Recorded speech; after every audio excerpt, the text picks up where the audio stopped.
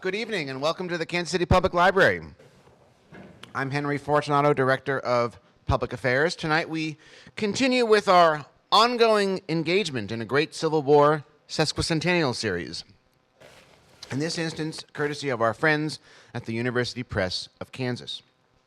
Dr. William C. Harris has written what can only be described as a groundbreaking new study of President Abraham Lincoln's policies concerning the slave-holding border states, Delaware, Maryland, Kentucky, and Missouri.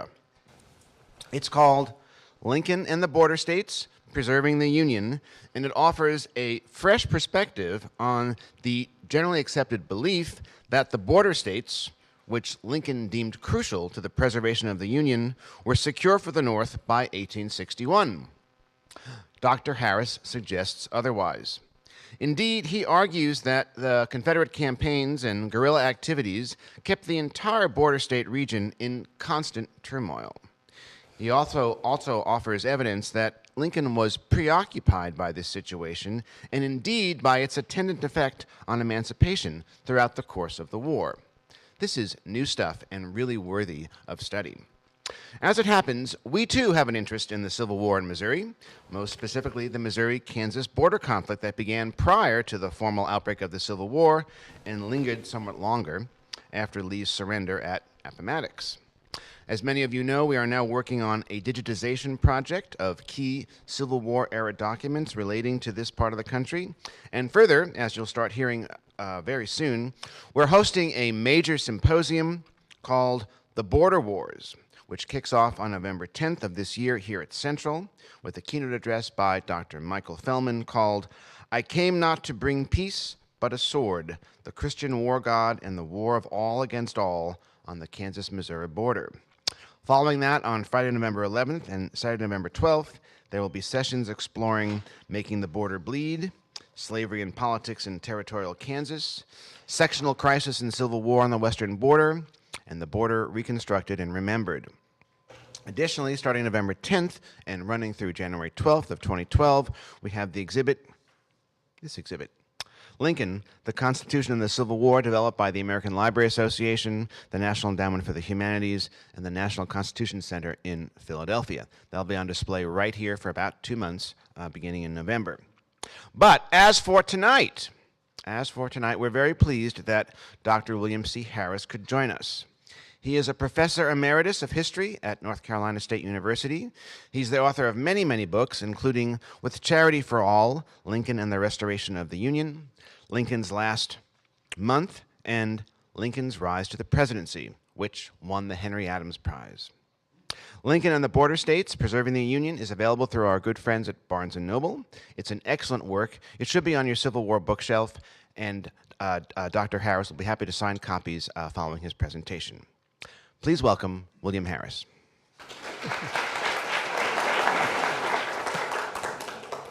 Thank you so much, Henry, and I'm delighted to be here, to be invited to this fine library to talk about Lincoln and his leadership as it related to Missouri, and also to see some friends from the University Press of Kansas who I have corresponded with and emailed and so forth since I came out with my first University Press of Kansas book, Lincoln's Rise to the Presidency, 4 or 5 years ago.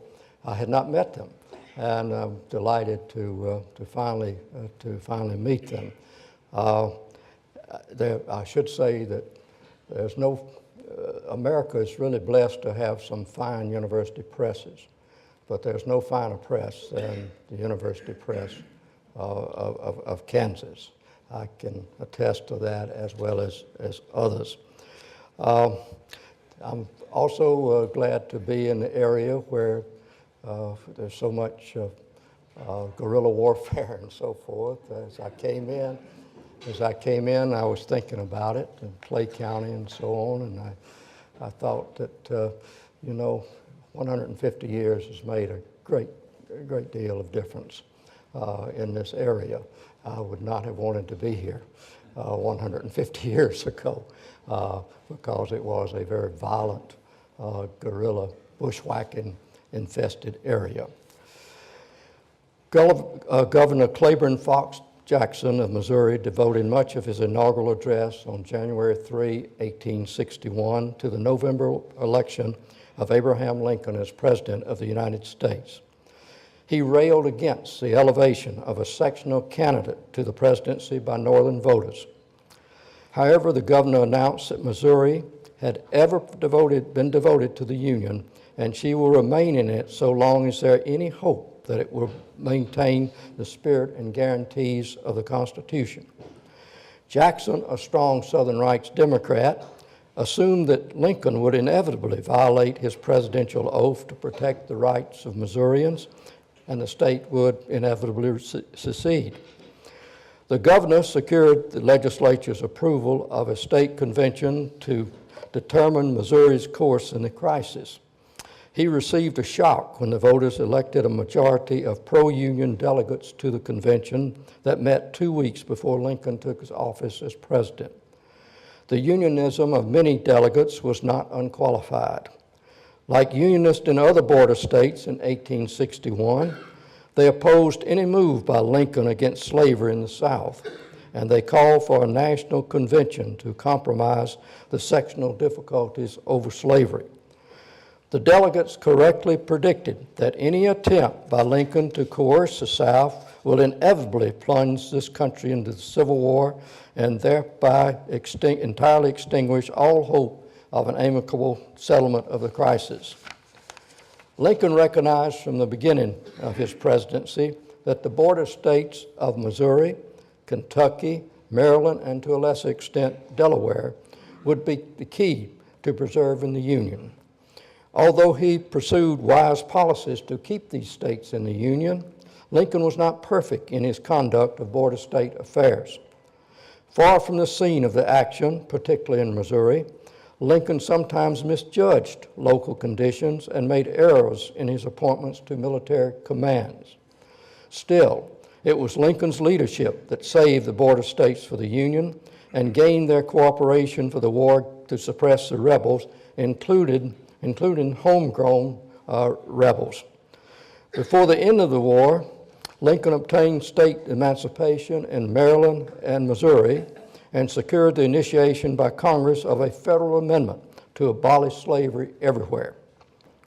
Historians and commentators on the Civil War have often minimized the role of leadership in winning the war and ending slavery. They have emphasized other reasons for these successes, including divisions and the lack of will within the Confederate states, modern forces at work in the North, the superiority of Northern resources and manpower, the self-emancipation of the slaves, the generalship of Grant and Sherman, and so on.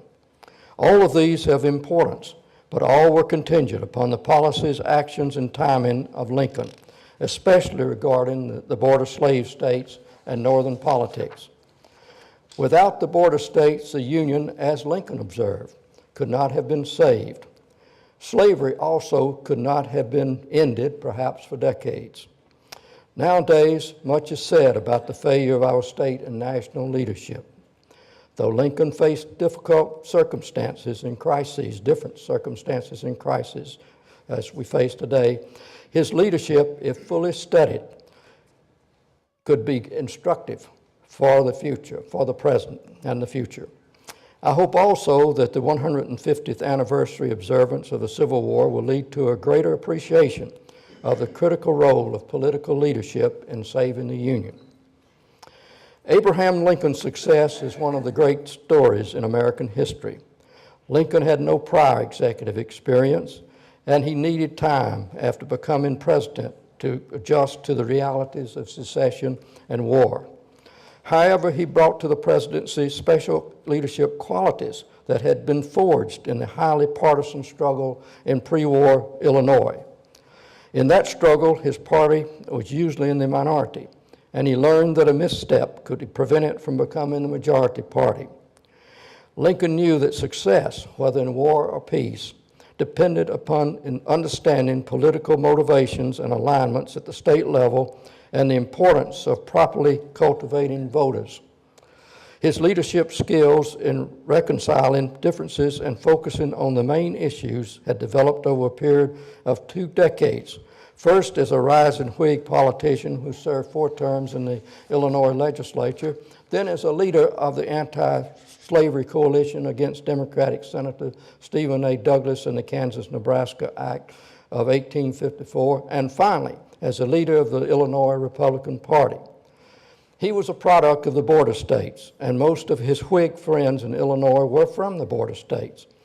Lincoln took a middle or conservative position, as he called it, in opposing slavery, one that brought him the Republican nomination for president in 1860 because he could win the critical lower North. Although an anti-slavery conservative or moderate in our day's lexicon, Lincoln received relatively few votes for president in the border states. Fortunately for the Union, when he assumed the presidency, he had prominent friends in Kentucky and Missouri who would moderate the secession fever in those states. The presence of Edward Bates in the cabinet and Frank Blair in St. Louis, an influential member of the Blair family of Maryland, proved a godsend for Lincoln and the Union during the critical early days of the war in Missouri. Lincoln turned to Bates and Blair, along with other Missouri friends, for intelligence and advice on the state. This information, however, became increasingly partisan. Both Bates and Blair aligned with Provisional Governor Hamilton Gamble and the conservative Unionists, or Claybanks. By 1863, the conservatives were bitterly opposed by radicals or charcoals, led by Charles Drake and backed by German Americans in St. Louis. The main policy difference between the two Union factions as the war progressed was over slavery. The conservatives supported gradual emancipation and federal compensation, which Lincoln clearly favored. On the other hand, the radicals insisted on immediate emancipation without compensation, and they had the support of the radical Republicans in Congress. Generals such as John C. Fremont, Samuel Curtis, and John Schofield permitted themselves to be drawn into the factional struggle, though on different sides. Lincoln ultimately referred to the conflict in Missouri as a pestilent factional quarrel among Unionists in that state. The political conflict in Missouri could have easily spun out of control and damaged the Union cause and the emancipation movement had Lincoln not possessed the necessary political qualities and patience to deal with each crisis. His presidential leadership was certainly put to the test in navigating the turbulent Civil War waters in Missouri. Let me stop and describe some of the essential qualities of leadership that Lincoln brought to the presidency and that he demonstrated during the war. First, he was highly intelligent. Probably no president was more intelligent. Rarely mentioned is the fact that he might have received his intelligence from his mother, who reportedly had a lot of so-called native intelligence. Furthermore, his father, Thomas, was no dullard, as he is often portrayed. With only a year of formal education, Lincoln could hardly have become a successful lawyer and politician if he did not possess an extraordinary mind and the good judgment, hard work, and ambition to go with it. His self-education was an amazing achievement in itself. As a young man preparing for the law, Lincoln became enamored of the orderly conservative system of law expounded by Sir William Blackstone in the commentaries on the laws of England. In an 1838 address in Springfield, young Lincoln maintained that the greatest threat to America would not come from overseas, as many believe, but from a breakdown of law and order at home, incited by the passions of the people. In this 1838 address, you can find the germ of Lincoln's political thinking and the lawlessness he later saw in Southern secession. In his first inaugural address, he declared that secession was the essence of anarchy. And during the war, he certainly saw in Missouri this descent towards anarchy. An important quality of Lincoln was his phenomenal memory. This attribute was a product of his remarkable intellect and power of concentration. Amazingly, he retained a great deal of what he had read and heard, and he also had a keen memory of people and political issues. For example, in his correspondence and conversations as president, Lincoln often referred to what he had said in his inaugural address and in his messages to Congress. In doing so, he wanted to demonstrate the consistency of his policies and the fact that he had kept his promises. Lincoln was magnanimous, tolerant, fair-minded, and did not hold a grudge. He also was honest, an unusual trait for any politician. His wife, Mary, said that he was honest to a fault. However, he did not reveal everything in political matters and often marked his correspondence confidential or private, which would get him in trouble today probably. Lest he be misunderstood, as president, he carefully prepared his public messages and avoided extemporaneous speeches and comments on policies. Lincoln said that he believed in a short statute of limitations in political matters. He was sorely tested in this commitment by Missouri radicals like Drake and Gratz Brown, and in Washington by Secretary of the Treasury Salmon P. Chase. Chase, whose ambition knew no rest, kept stirring the Missouri political cauldron. Jessie Fremont also tested his goodwill in a meeting she had with him in the White House about Lincoln's treatment of her husband, John C. Fremont. 2 years later, a still shaken Lincoln recalled that Mrs. Fremont waved her handkerchief in his face and threatened to make political issues with him in the next election. One of Lincoln's most striking characteristics was his amazing sense of humor, which owed a great deal to his exceptional intelligence and marvelous memory. His rustic, semi-frontier stories, which he said were more retail than wholesale, resonated well with rural voters in the West. His political foes, however, did not appreciate his humor and referred to him as a crude jokester in the White House who told stories while the nation was coming apart. Biographers have concluded that Lincoln's used humor as a form of relief from bouts of melancholy or depression. I believe it was more than that. Lincoln realized that he had a talent for storytelling and recognized that his anecdotes aided him in politics and before juries.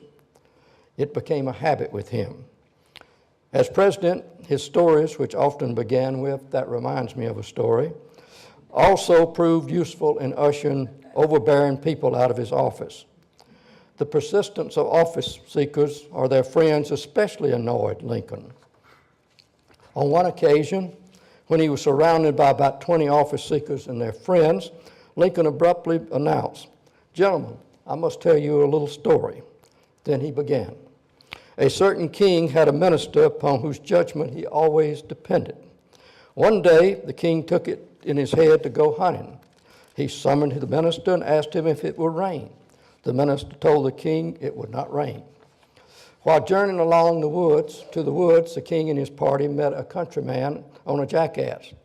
The countryman advised the king to return to the palace, since for certain it would rain. The king and his party ignored the warning and continued on. They soon regretted it, for a heavy shower soon drenched them to the skin. When the king returned to the palace, he severely reprimanded the minister and sent for the countryman to replace him. "Tell me," said the king, "how did you know that it would rain?" "I didn't know it," said the rustic. "My jackass told me by pricking up his ears, which indicated that it would rain." The king sent the countryman away and secured the jackass to replace the minister. And that's not the end of the story. And here, Lincoln told his audience of office seeker, is where the king made a great mistake. "How so?" his office-seeking visitors eagerly inquired. "Why, since that time," said the president with a grin, "every jackass has wanted an office." And obviously they left pretty soon.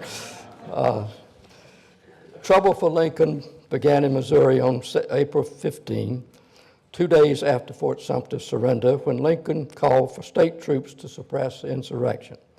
Governor Jackson indignantly telegraphed Secretary of War Simon Cameron that Missouri would provide no troops to make war upon the people of the seceded states. He pronounced that the requisition for men illegal, unconstitutional, and revolutionary in its objects, inhumane and diabolical, and cannot be complied with. Jackson did not call the Unionist-leaning convention back into session. Instead, he convened the Southern Rights Legislature and adopted what amounted to a policy of armed neutrality for the state, similar to what Kentucky would soon adopt. Lincoln, as he did with Kentucky, preferred to leave Jackson alone and keep free state troops from Illinois and elsewhere out of Missouri, at least until Unionists could gain the upper hand. However, controversies occurred over the St. Louis Federal Arsenal and the enrollment of Union volunteers by Frank Blair. General William S. Harney, in command of the Department of the West, refused to accept Blair's regiments to meet the quota for Missouri in the Union Army because they had not been offered through state authorities, namely Governor Jackson. Blair hastened to Washington and along with his brother, Postmaster General Montgomery Blair, persuaded Lincoln and General-in-Chief Winfield Scott to recall Harney to Washington on the grounds, which was not true, that he was sympathetic to the secessionists. Meanwhile, Governor Jackson had received the approval of Jefferson Davis for cannon to be shipped from Baton Rouge, presumably to be used to make good the governor's claim that the St. Louis Arsenal belonged to the state. At the same time, the governor established a training camp known as Camp Jackson near the city for the training of the St. Louis County militia. The camp actually flew the U.S. flag over it, and its commander, General Daniel M. Frost, a West Point graduate and a native of New York, denied that he was disloyal. However, the main street in Camp Jackson was named Jefferson Davis. The military preparations at Camp Jackson naturally inflamed staunch Unionists and Captain Nathaniel Lyon, who commanded the U.S. Army troops in St. Louis. Blair and Lyon had gained Lincoln's approval for raising Missouri volunteers, and Lyon was not about to wait for instruction from Washington before taking preemptive action on May 6th. Before the end of the day, fighting had broken out in the streets of St. Louis, directed mainly against Lyon's German-American troops. Afterwards, 28 people lay dead and others mortally wounded. The operation against Camp Jackson and the fighting in the streets immediately caused the legislature, meeting in Jefferson City, to approve Governor Jackson's comprehensive militia or military plan to defend the state. The next day, Governor Harney returned to St. Louis to resume command of the department. He had persuaded Lincoln and General Scott that a policy of conciliation backed by firmness would work in Missouri. However, Harney went a little too far towards appeasing Governor Jackson. At least Blair and Lyon thought so. Although Harney condemned the organization of Jackson's military force and declared that the whole power of the United States government would be exerted to keep Missouri in the Union, he reached an agreement with General Sterling Price, commander of Jackson's militia or state guard, on the roles of federal and state military forces in preserving the peace in the state. The treaty, as it was called, favored Price's state guard in the maintenance of law and order. Harney agreed to make no military movements that might create excitement. Both Blair and Samuel T. Glover, a friend of Lincoln's in St. Louis, informed the president that the Harney-Price treaty was a sellout to Jackson and the secessionists. They called for Harney's removal from command, which after some hesitation, Lincoln did, and placed Lyon in command of the troops in Missouri. Conservative Unionists denounced Harney's removal and the appointment of the impetuous Lyon in command. Lincoln, however, refused to reverse his decision, in part because, as he admitted, the public would find trouble in his continued vacillation on the issue. As if to confirm the conservative Unionist characteristic of him, Lyon quickly moved to exercise his authority in Missouri and suppress those whom he labeled traitors. He held a meeting with Price and Governor Jackson in St. Louis on June 11. Jackson promised to disband the Missouri State Guard if Lyon would promise to disarm the Unionist Home Guard and cease federal intervention in the affairs of the state. The governor also promised to protect all citizens and suppress all insurrectionary movements in the state, which was a remarkable concession if sincere. However, Jackson refused to sanction the recruitment of Union troops in the state or the introduction of troops from the free states. This was too much for Lyon. He turned to Jackson and Price and announced, "Rather than concede to the state of Missouri the right to dictate to my government in any manner, however unimportant, I would see you and every man, woman, and child in the state dead and buried." Looking directly at Jackson, Lyon declared, "This means war. In an hour, one of my officers will call for you and conduct you out of my lines." Without asking Lincoln for approval, Lyon had declared war on Missouri, at least that portion of state that had allied with the Southern Rights governor. Jackson and Price and their supporters left the city, literally burning their bridges behind them. In an address to the people, the governor wrongly assumed that Lincoln had sanctioned Lyon's outrageous action. He called for 50,000 men to protect the people from the unconstitutional edicts of the military despotism in Washington. The governor did not get all of the 50,000 men he sought. Forced by Lyon's small army to flee into southern Missouri, Jackson made the fateful decision to seek Confederate aid for the state's liberation, as he called it. In so doing, he had crossed the Rubicon and had cast his lot with the Confederates. This action proved the final justification for Unionists to replace the governor and form a new government for the state. The Unionist State Convention reconvened on July 22, 1861, and created a provisional government for Missouri until elections could be held. The delegates selected Hamilton Gamble, a prominent conservative Unionist, for provisional governor. As it turned out, Gamble served as governor until his death in January 1864. The question arose, would Lincoln recognize this government in view of the irregular nature of its formation? The answer soon came. He approved what the state convention had done. Lincoln believed in the federal system of government established by the founders, which meant to him that the state could control its internal affairs as long as it did not interfere with the suppression of the rebellion, give aid and comfort to the secessionists, or violate the few federal laws that existed.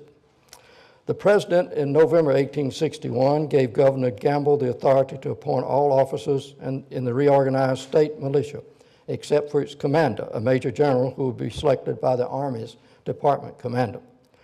Lincoln and General Scott soon concluded that they needed a more senior officer than Lyon to command the department. On the advice of the Blairs, an advice that they later regretted, Lincoln appointed John C. Fremont, the famous pathfinder of the West. Lyon was placed in field command, confronting General Price in southern Missouri. At the Battle of Wilson's Creek in August 1861, Lyon was defeated and mortally wounded. Panic gripped the Unionist community in St. Louis and elsewhere in the state after the battle. Fremont proved incapable of avenging the defeat and driving the Confederates from the state. Furthermore, he issued a proclamation on August 30 confiscating the property of rebels, including slaves, and directed that all persons who shall be taken with arms in their hands within occupied lines shall be tried by court-martial, and if found guilty, will be shot. Lincoln could accept the latter part of the order, provided Fremont did not shoot anybody without clearing it with him. Also, he warned Fremont against such severe retaliation against rebels and guerrillas. Should you shoot a man, Lincoln explained, the Confederates would very certainly shoot our best men in their hands in retaliation. The president gave the same advice to Unionists who sought vengeance after William C. Quantrell's brutal massacre of 200 men and teenage boys in Lawrence, Kansas on August 21, 1863. But it was a part of Fremont's proclamation freeing the slaves that gave Lincoln the most trouble. Conservative Unionists in the border states, especially in Kentucky, denounced the Emancipation Order and demanded that the president revoke it. The situation for the Union in the bluegrass state was extremely fragile.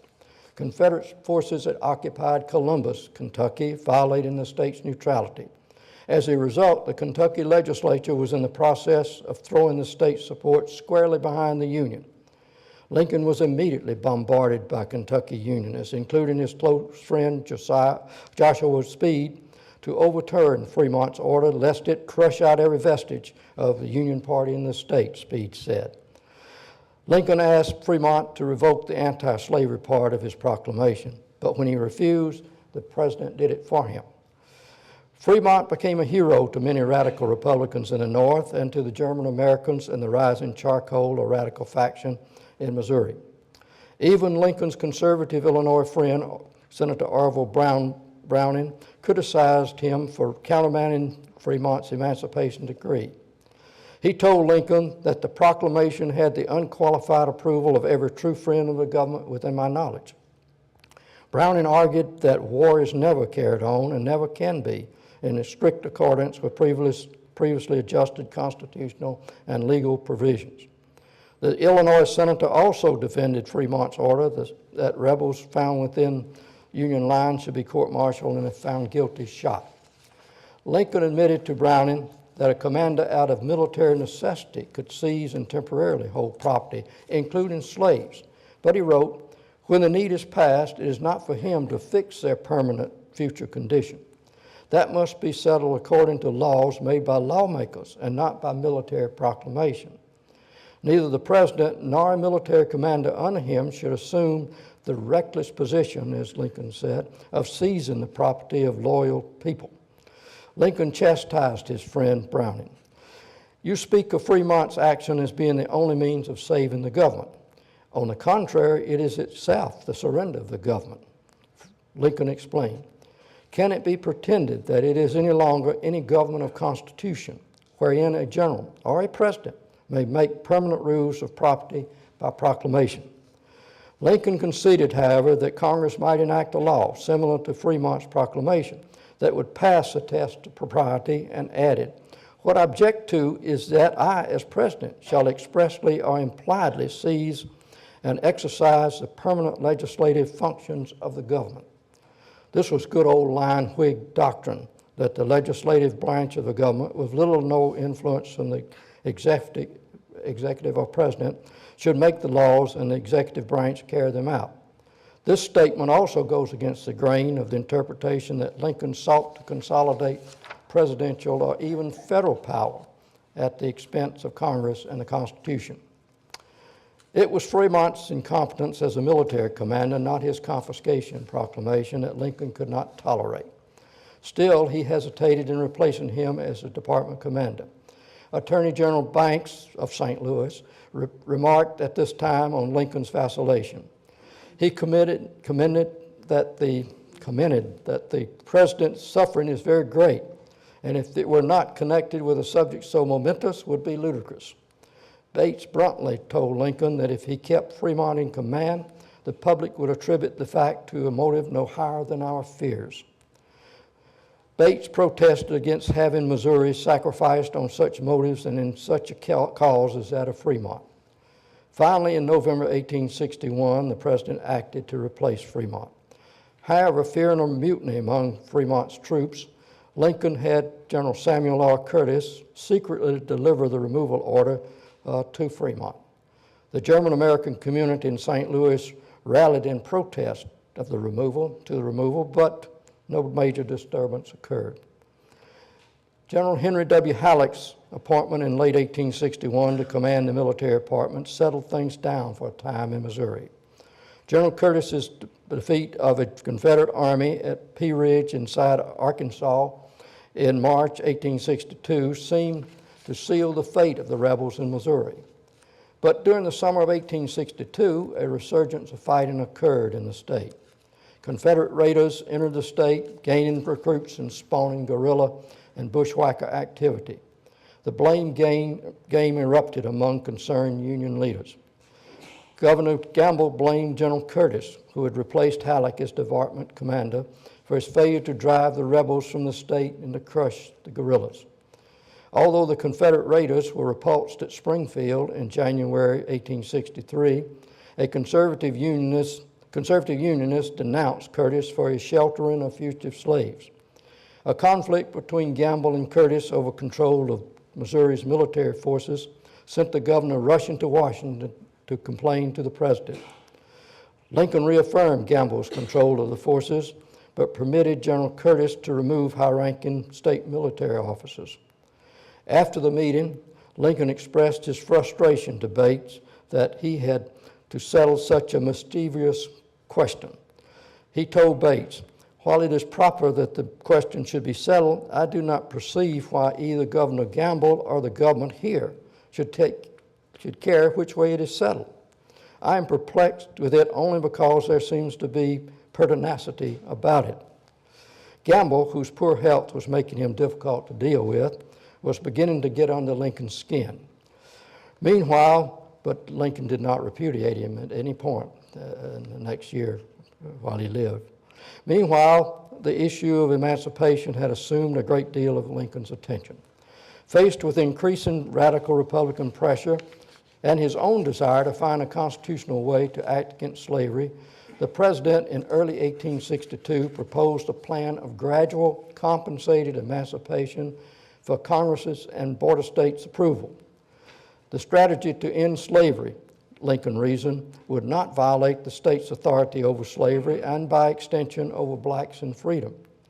One of the surprises I have had in my study of Lincoln and the border state was Lincoln's belief that if these states accepted his plan, it would dramatically shorten the war. How?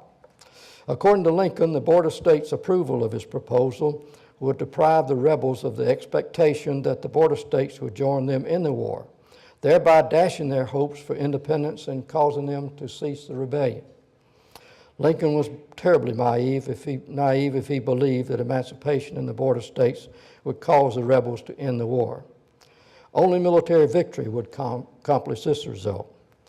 But Lincoln seemed sincerely to believe that success would follow the border states' approval of compensated emancipation. Even after these states rejected the compensation plan, Lincoln kept coming back to it. A few months after he proposed the plan, he remarked that if the border states had accepted it earlier, the war would now be substantially over, and they would have received money for their slaves. Governor Gamble, by December 1862, had seen the handwriting on the wall for slavery. He recommended to the Missouri legislature that it accept Lincoln's plan of compensated and gradual emancipation, combined perhaps with the colonization or resettlement of freed blacks. However, a Procrustean coalition of charcoals or radicals and staunch pro-slavery legislators voted down Lincoln's proposal. The charcoals demanded immediate emancipation, while the pro-slavery men wanted no tampering with slavery. Gamble now recalled the state convention into session in June of 1863 for the purpose of considering gradual emancipation. Meanwhile, Congress, much to Gamble's disappointment, had rejected compensation for Missouri and Maryland. Still, the conservative state convention, with the endorsement of Lincoln, adopted an ordinance providing for emancipation by July 4, 1870. It also included a broad apprenticeship system for freed blacks. The Gamble-controlled convention voted down the radical demand that the ordinance be submitted to the voters for approval. In addition to the emancipation issue, other controversies had intensified by the summer of 1863. Lincoln's replacement of General Curtis with the conservative John M. Schofield further inflamed Charles Drake and the radicals. Schofield proved a bad choice by Lincoln. The general clearly sided with Gamble and the Claybanks or conservatives. Schofield also failed to suppress William C. Quantrill and the guerrillas and other guerrillas, and he pursued a conciliatory policy towards so-called semi-secessionists. On September 1, the radicals met at Jefferson City and passed a resolution denouncing the reactionary influences of Gamble and Schofield in Missouri. They demanded that the legislature to be elected in the fall call a new state convention to effect immediate emancipation and disfranchise all who had taken up arms against the Union or in any way given support to the rebellion. The radicals, or unconditional unionists, a designation which they preferred, bitterly blamed Lincoln for his delegation of the military power to a provisional state government. They charged that the whole tendency of the Gamble government was to throw the people back under the control of the pro-slavery party and prolong, their words, a reign of terror throughout a large section of the state. The radicals called for the recruitment of blacks in the Army, which both Congress and the President by this time supported, but had made little headway in Missouri. Finally, the radicals appointed a committee of one person from each county to visit Lincoln and present their grievances to him. On September 30, 1863, 70 Missourians and a few Kansas Jayhawkers, led by Drake, marched into the White House to confront the president with their demands. Lincoln, who referred to the group as a little army, informed his secretary, John Hay, before the meeting that he would stand by Governor Gamble, General Schofield, and the state convention's ordinance on emancipation. Hay's notes on the meeting provide the historians and students of the Civil War with a revealing record of one of the most contentious meetings of the Lincoln presidency. Time does not permit me to get into the details of what happened.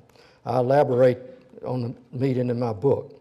Suffice to say, Lincoln, as he had promised Hay, conceded nothing to the little army's demands. Two exchanges in the meeting, however, are interesting.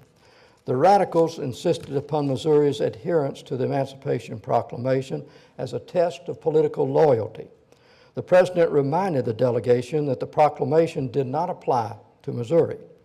He told them, "The proclamation can therefore have no direct bearing upon your state politics. Yet you seem to insist that it should be made as a vital question as if it had. You seem to be determined to have it executed there. You are determined to make an issue with men who may not agree with you upon the abstract question of the propriety of the Emancipation Proclamation." It was an abstract question, that is, the proclamation for the border states, but not, of course, for the rebel states.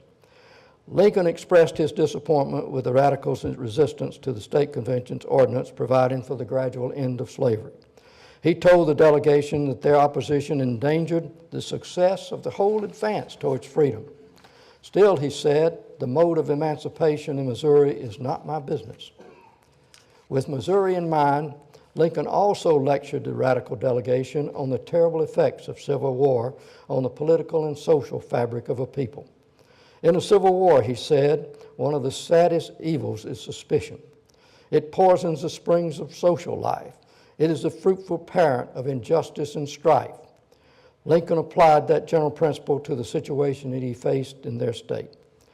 Were I to make a rule that in Missouri disloyal men were outlawed and the rightful prey of good citizens, as soon as the rule should begin to be carried, I would be overwhelmed with affidavits to prove the first man killed under it was more loyal than the one who killed him. Lincoln declared that it was impossible to determine the question of the motives that govern men, or to gain absolute knowledge of their sympathies. A radical delegate blurted out, "Let the loyal people judge who the true Unionists were." "And who shall say who the loyal people are?" Lincoln asked. "You ask for the disfranchisement of all disloyal people, but difficulties will environ you at every step in determining the question which will arise in that manner." The president insisted that the radicals stand by the Missouri laws on the eligibility of voters as they existed or until lawfully changed by the state. The meeting ended in greater division than before. Charles Drake angrily threatened political repercussions against Lincoln and bluntly warned him that if the blood of the unconditional Union men in Missouri shall be shed, let me tell you, Mr. President, that their blood shall be upon your garments and not upon ours. As is well known, the radicals attempted to unseat Lincoln as president in 1864. They cast the only votes against him in the Republican National Convention and some supported the short-lived third-party candidacy of John C. Fremont. However, most of them, including Drake, voted for Lincoln in the presidential election in order to avoid the election of General McClellan on a peace platform. Earlier, in the November 1863 state elections, the radicals, supported by other Unionists, gained control of the legislature on a platform calling for a new state convention to undo the work of the Gamble Convention. Lincoln now believed that he had no choice but to recognize the so-called unconditional Unionists. In reevaluating the Missouri situation, Lincoln remarked to John Hay, "I know these radical men, have in them the stuff which must save the state, on which we must mainly rely. They are absolutely uncorrosive by the virus of secession, while the conservatives, in casting about for votes to carry through their plans, are tempted to affiliate with those whose record is not clear. There could be no doubt which side we would choose. As full of hope for the future, we would have to side with the radicals. But then, in a comment that historians usually have ignored, Lincoln denounced the radicals for the way they had treated Gamble and his supporters, who he said have done their whole duty in the war faithfully and promptly, and who, when they have disagreed with me, have been silent and kept about the good work. It is simple monstrous, he declared, that the radicals treat these men as copperheads and enemies of the government and maliciously attack Governor Gamble. Lincoln never really warmed to the Missouri radicals. Although Lincoln had firmly backed General Schofield, he knew that with the radicals in control, he must remove him from command. Schofield did not help his case by continuing to interfere in state politics. However, Lincoln did not want to offend Schofield. He promoted him to Major General and gave him a field command where he distinguished himself in the important battles of Franklin and Nashville. Schofield ended his military career during the 1880s as the commanding general of the U.S. Army. The new state convention, elected in the fall of 1864 under radical auspices and Drake's leadership, met in early 1865 and abolished slavery.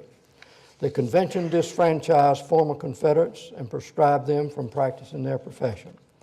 With victory in sight, Lincoln had hoped for something more liberal to bind up the wounds of the war, but he did not interfere with the work of the radical convention.